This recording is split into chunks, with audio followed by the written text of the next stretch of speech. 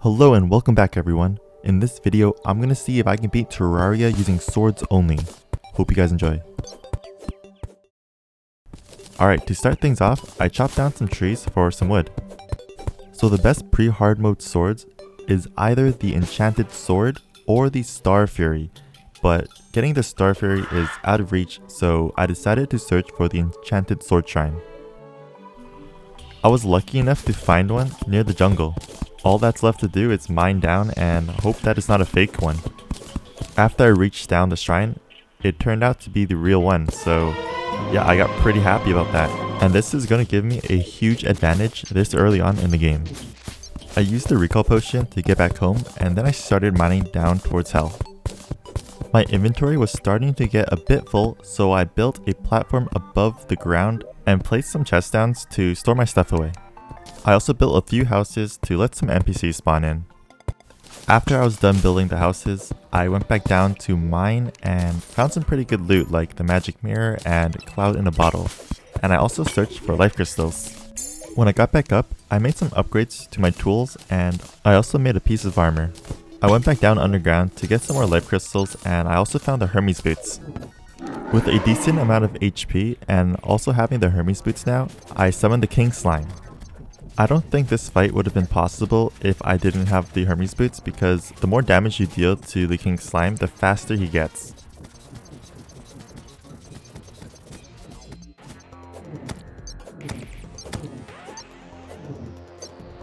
I was so lucky I got the King Slime mount on the first try, not like the other times where it took me like over 10 tries.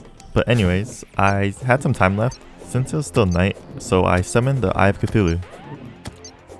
This fight would have been definitely 100 times harder if it weren't for the Enchanted Sword. I mean, if I had like any other sword, I'd have to be up close and personal with it. The next boss I fought was the Eater of Worlds. And after killing this boss, I will have shadow skills to make the shadow armor and also the nightmare pickaxe to start mining some hellstone.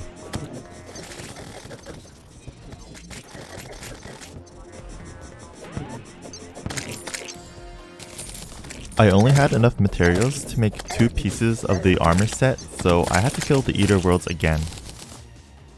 The reason why this armor set is so good is because it gives a 7% boost to melee attack speed for each individual piece, so that's 21% for the whole set.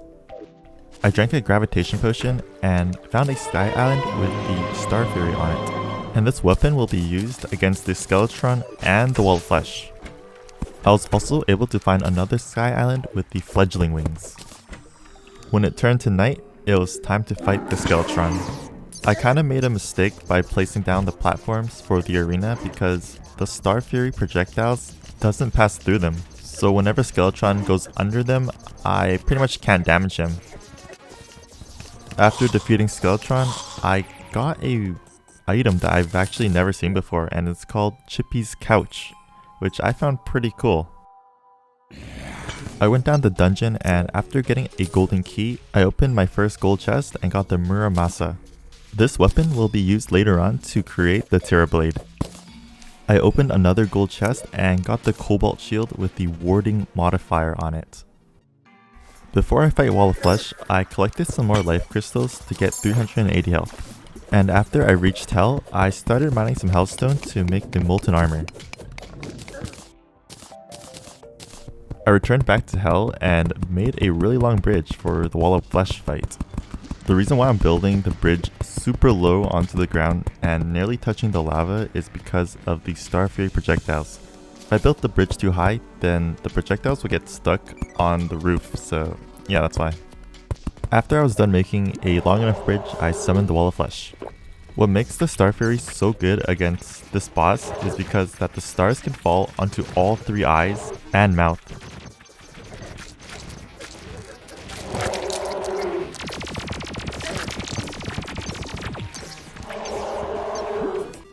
After defeating the Wall of Flesh, I went down to the corruption and broke some demon altars. I then mined some palladium, mithril, and also some adamantite. After mining enough adamantite, I made the full armor set and also the adamantite pickaxe, as well as the sword. Afterwards, I went down to the underground ice biome to farm some ice mimics for the Ice brand sword. But these ice mimics were really rare and it took me super long and I never got one, so I just gave up. I needed better wings, so I went up to the sky and killed some wyverns for their souls of flight. The angel wings were the only wings I could make at that time, so I just decided to make them. They are considered the worst wings out of all the hard mode wings, but it's definitely an upgrade from the fledgling wings. When it turned to night, I summoned the destroyer. I was actually surprised by how much damage I was doing to it.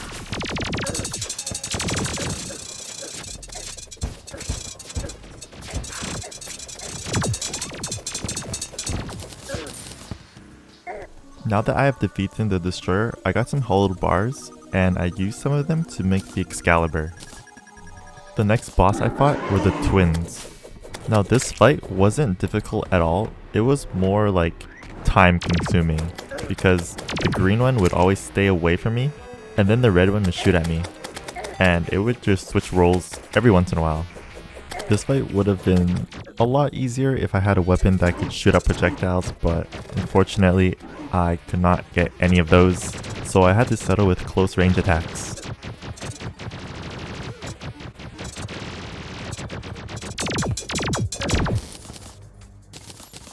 Now the last boss to beat is Skeletron Prime, and this boss was also very time consuming because it's just flying around everywhere in the sky, and yeah, I couldn't really hit it a lot. The only time where I could get in a few decent hits was when it started spinning its head.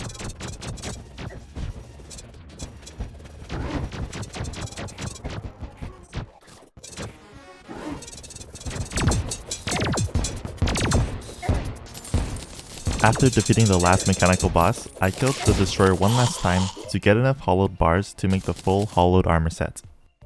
Now that all 3 mechanical bosses were defeated, I made the pickaxe axe and started mining some chlorophyte ore, and also started to look for some life fruits to increase my max HP.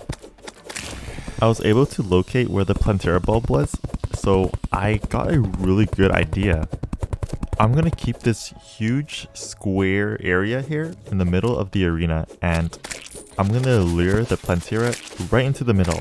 And you guys know that when Plantera is inside blocks, it's not going to shoot out any projectiles, so I'm just going to swing my sword and hopefully it reaches inside the block. Before I fought Plantera, I got back up on the surface and made the true Excalibur. I totally forgot that you don't need the Broken Hero sword anymore to make it. I went back to the jungle and summoned Plantera. And this technique that I did worked really well actually. I only got hit a few times because of my own mess ups, but other than that, I didn't get hit at all. When I got it to its second phase, that's when I had to stop using that technique and actually start moving around the arena. I was really hoping for the Seedler that the Plantera dropped, but unfortunately I didn't get it, but it wasn't that big of a deal. The next boss I fought was Golem. As long as I was landing my projectiles at its hands, then this boss wasn't really too hard. All I had to look out for were the jumps and also the lasers and fireballs. After defeating Golem, I kept on doing it a few more times. When I got back up on the surface, there was a solar eclipse, and after killing a few Mothrons, I got the Broken Hero Sword. With this item, I then made the Terror Blade. I will be using this weapon throughout the end of the game.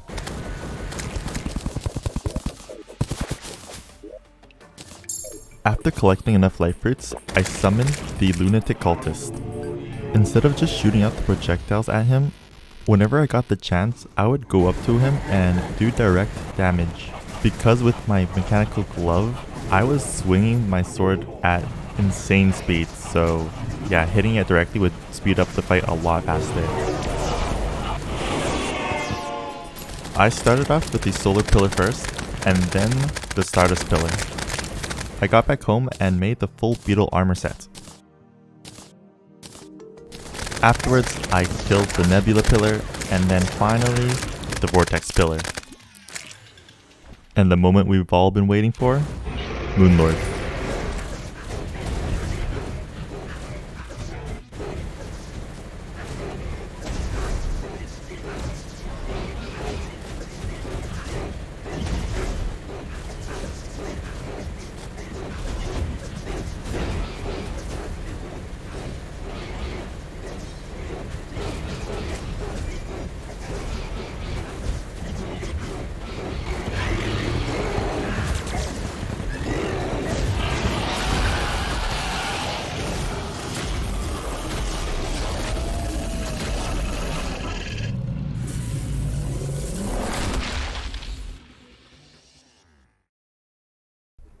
And there we have it, guys. I beat Terraria using swords only. If you guys enjoyed watching the video, don't forget to give this video a thumbs up, comment down below what you guys thought, any suggestions, you know what to do, and also subscribe to the channel. Thank you guys so much for watching, and I'll see you in the next one. Peace.